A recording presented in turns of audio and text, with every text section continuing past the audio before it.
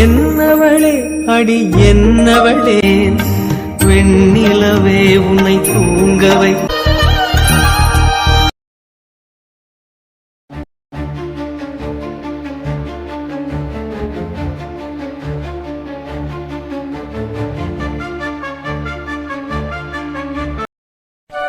எல்லாரும் வாங்க உட்காருங்க சாப்பிடலாம்.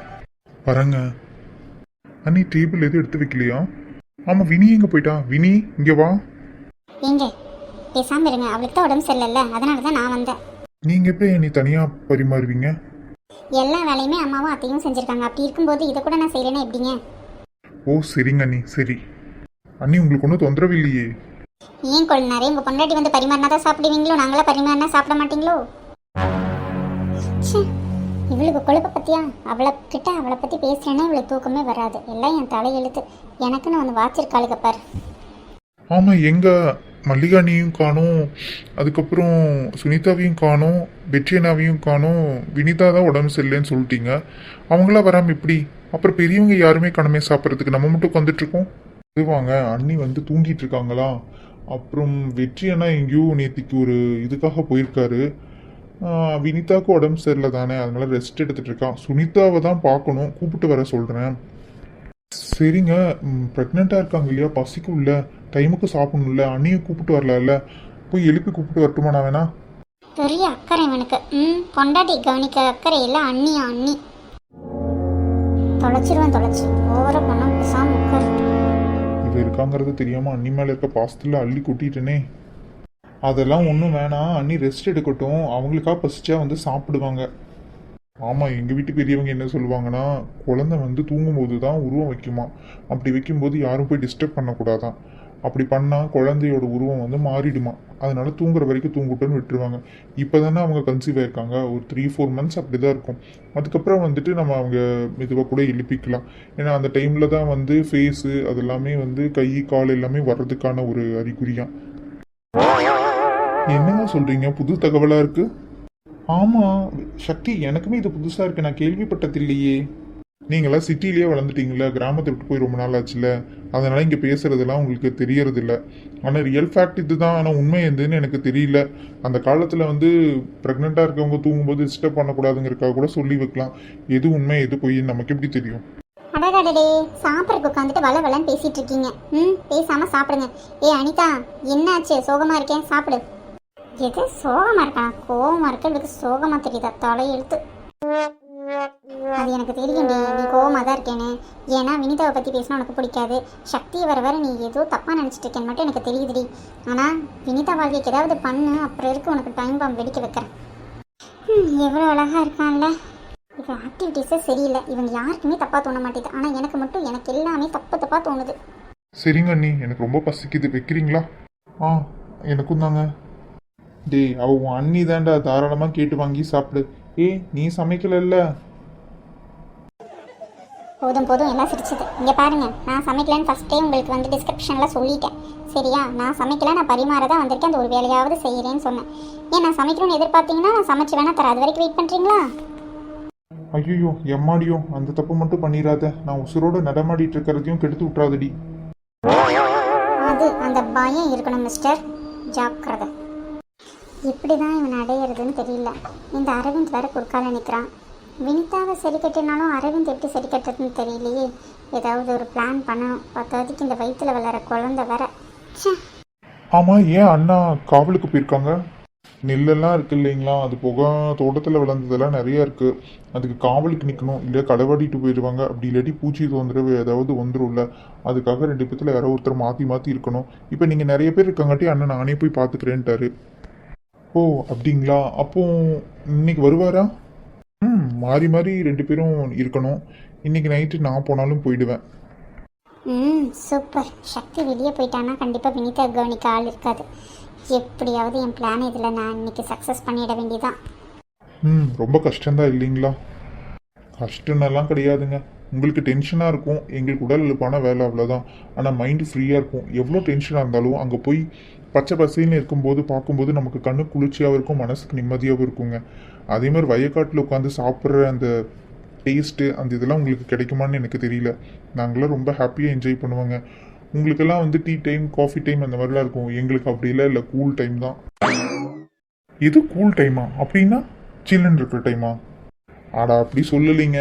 நாங்கள் வந்து இந்த 11 மணிக்கெல்லாம் வந்து கூழ் மோர் அந்த மாதிரி குடிப்போம். காஃபி டீ எல்லாம் அதிகமாக குடிக்க மாட்டோம். மத்தியானம் வந்து பார்த்திங்களா இந்த ராகி களி கம்மங்களி அந்த மாதிரி எடுத்துகிட்டு போவோம். அப்புறம் சாப்பிட்றதுக்கெல்லாம் வந்து பார்த்துட்டிங்கன்னா எங்களுக்கு அது கூட கோழி குழம்பு இல்லை ஏதாவது கீரை பொரியல் கீரை தொக்கு அந்த மாதிரி நிறையா இருக்குங்க. உங்களுக்கு நீங்கள் அதெல்லாம் டேஸ்ட் பண்ணி பார்த்ததில்ல இல்லை. ஒரு 10-15 நாள் இங்கே இருந்தீங்கன்னா அறுவடை டைமில் உங்களுக்கு என்னென்ன இருக்குன்னு காமிச்சு விடுவேன். டே சக்தி சூப்பரா, நீ சொல்கிறது கேட்கும்போது ரொம்ப இன்ட்ரெஸ்டிங்காக இருக்குடா. நான்லாம் எவ்வளோ இந்த கிராமத்தை மிஸ் பண்ணியிருக்கேன்ல. இந்த கிராமத்திலேயே பிறந்துட்டு வளர்கிறதுக்கான வாய்ப்பு கூட கிடைக்கல. உங்களுக்கு எல்லாமே கிடைச்சிருக்குடா. நீங்களாம் ரொம்ப லக்கிடா. நாங்கள் லக்கி தானே, ஏன்னா பொண்ணு இங்கிருந்து எடுத்திருக்கோம்ல. டே சூப்பரா, அட்ரா. ஆமாங்க, நீங்கள் ரொம்ப லக்கி தாங்க. ஐயோ வேற பார்க்குறாளே லக்கின்னு சொன்னதுக்கு. இப்போ வினிதாவை கட்டினதை அடிச்சு சொன்னேன்னு சொல்லிட்டு டென்ஷனாக இருப்பாளோ என்னமோ தெரியல. ஏண்டா அப்ப நீ லக்கி இல்ல பாடி பெட்ரூம்க்கு வச்சு செய்யறானே. ஐயோ மறைக்கிறாளே அடுத்தாப்பி எனக்கு தான் எனக்கே தான். குழந்தையாரே நீங்க சொல்றதை கேட்கும்போது எனக்கு ரொம்ப ஹாப்பியா இருக்கு. இன்னும் ஒரு வாரம் 10 நாள் இல்லை, ஒரு வருஷம் ஆனாலும் இங்கே இருக்கணும்னு தான் எனக்கும் ஆசை. நாங்கள் போகும்போது வரும்போதெல்லாம் பார்த்துருக்கோம், நீங்களும் வெற்றி மாமாவும் இந்த வயக்காட்டில் இறங்கி வேலை செய்கிறதெல்லாம். ஆனால் நாங்கள் வந்து அதிகமாக பேசினது பழகினது இல்லைல்ல, நமக்கு இப்போ தானே அறிமுகம். நானும் வந்து ஒரு 10-15 நாள் உங்கள் கூட இருக்கேனே. இதே ஊரில் இருந்தாலும் பார்க்குறக்கு மட்டும்தான் வாய்ப்பு இருந்தது. ஆனால் அதெல்லாம் பார்க்கும்போது ரொம்ப ஹாப்பியாக இருக்கும். நம்மளுக்கும் இந்த மாதிரிலாம் இருக்காதா அப்படின்னு சொல்லிட்டு. உங்களுக்கு தான் எல்லாமே இருந்துச்சு. உங்கள் தாத்தா மாருக தான் அது இதையும் பண்ணிட்டு எல்லாத்தையுமே இழந்துட்டு நிற்கிறாங்க. அதனால தான் நீங்கள் இப்போ கஷ்டப்பட்டுட்டு இருக்கீங்க. என்ன பண்ணுறது? ஆமாங்க, நீங்கள் சொல்கிறது கரெக்டு தான். எங்கள் தாத்தா மாருக மட்டும் கரெக்டாக இருந்திருந்தாங்கன்னா இந்நேரம் நாங்களும் உங்கள் லெவலுக்கு இருந்திருப்போம். ஆமாக்கா, நீ சொன்னி அதுவும் கரெக்டு தான். இல்லாட்டி நாமே இவங்களெல்லாம் கட்ட போகிறோம். இன்னும் நல்லா சூப்பரான ஆளுங்களா பார்த்து கட்டியிருப்போம்ல. உங்களுக்கு ஆனாலும் கொழுப்பு தான். ஏன் நாங்களாம் என்ன குறைஞ்சா போயிட்டோம்? நீங்கள் குறைஞ்சும் போல கரைஞ்சும் போல. நான் சாப்பிட போகிறேன், எனக்கு ரொம்ப பசிக்குது. சரி விடுங்க, அவள் ஏதோ நீங்கள் பேசுனீங்கிறதுக்காக எதிர்பேச்சு பேசிகிட்டு இருக்கான். சரி உங்களுக்கு எல்லாமே சாப்பிட ஆரம்பிங்க. நானும் போயிட்டு அங்கே இருக்கிறவங்களெல்லாம் கூப்பிட்டு வரேன். நீங்கள் சாப்பிட்டு முடிச்சோன்னா நானும் சாப்பிட்றேன், எனக்கு ரொம்ப பசிக்குது. சரிங்க அண்ணி, வினிதாவுக்கு கொஞ்சம் கஞ்சி வச்சு கொடுத்துருங்க. அடையப்பா, உங்கள் ஒண்டாட்டியை பத்திரமா பார்த்துக்குறோம் சரியா? கஞ்சி வச்சு நான் கொடுக்கலாம் முடியாது, வச்சு வேணா வைக்க சொல்கிறேன். நீங்கள் கொண்டு போய் கொடுத்துட்றீங்களா? போங்க அண்ணி, நீங்கள் ரொம்பவே ஓட்டுறீங்க, எனக்கு ஒரே வெக்கமாக இருக்கு. சக்தி நீங்களா இது இப்படி வெக்கமெல்லாம் பண்றீங்க, என்னாலே நம்ப முடியல. அட போங்க ப்ரோ, நீங்கள் வேற. சரி ரொம்ப எல்லாரும் கிண்டல் பண்ணாதீங்க. அவர் சாப்பிடாம எந்திரிச்சு போயிட போறாரு. உட்காருங்க, எல்லாத்தையும் கொண்டு வந்து தரேன். சரிங்க நீ சரி. என்ன இவன் நம்ம கிட்ட ஒரு நாள் கூட இந்த மாதிரிலாம் நடந்துக்கிட்டதில்ல. இன்னைக்கு என்னமோ இப்படி வெக்கப்படுறான். வினிதா பேரை கேட்டாலே கொண்டு போய் கொடுத்துட்றீங்களா இல்லை ஊட்டி விட்டுறீங்களான்னு அவள் கேட்குறா. இப்படி வெக்கப்படுறானே. ஐயோ, இந்த லெவலுக்கு மாயாஜலம் போட்டு மாற்றி வச்சிருக்கா பாருவ. கண்ணை பாரு, அவனை வச்ச கண்ணை வாங்காமல் எப்படி பார்க்குறான். ஒருவேளை சித்தி ஹாஸ்பிட்டலில் விட மாற்றி எடுத்துகிட்டு வந்திருப்பாங்கன்னு நினைக்கிறேன். புத்தி எப்படி தான் போகுதோ. எனக்கு தெரிஞ்சு இவ சக்தியை மறுபடியும் ஏதோ கேட்ச் பண்ண நினைக்கிறேன். அதுக்கு தடையாக இருக்கிற வினிதாவுக்கும் ஏதோ பிளான் போட்டு வச்சிருக்க மாதிரி மனசுக்கு படுது. கடவுளே, நீ தான் எல்லாத்தையும் எனக்கு வெளிச்சத்துக்கு கொண்டு வந்து அவளை காப்பாற்றுறதுக்கு ஹெல்ப் பண்ணணும். இந்த வீட்டில் இருக்க யாருக்கும் இதாக இருக்கக்கூடாது. இவளுக்கு கொஞ்சம் நல்ல புத்தியை கொடு கடவுளே ப்ளீஸ். எவ்வளோ அழகாக இருக்கான். சே, இவனை எப்படி நம்ம பணத்தை பார்த்து ஏமாந்து விட்டுட்டோம். சக்தி, யூ ஆர் ஸோ கியூட் இல்லை? பாவம் இந்த மனுஷன் எவ்வளோ நல்லவராக இருக்காரு. இவருக்கு போய் துரோகம் பண்ணுறாரு. இவளை வச்சு என்ன தான் பண்ணுறதோ. என்னடி ஆச்சு உனக்கு? என்னாச்சு? உடம்புக்கு இது சரியில்லையா? ஏன் சாப்பிட கூட வரல? என்ன ஒரே ஆச்சரியமா இருக்கு. எங்க அக்கா, அதுவும் என் கூட பிறந்த அனிதா இப்படியெல்லாம் வந்து கேள்வி கேட்குறா. ஷாக்கிங்காகவே இருக்கு எனக்கு. என்னடி நான் பாட்டு கேட்டிருக்கேன், நீ பாட்டு திருத்துன்னு முடிச்சிட்ருக்கேன். என்னாச்சு உனக்கு? ஒன்றும் இல்லையே. திடீர்னு இப்படியெல்லாம் கேட்டது எனக்கு ஷாக்காக இருந்தது, அவ்வளோதான்.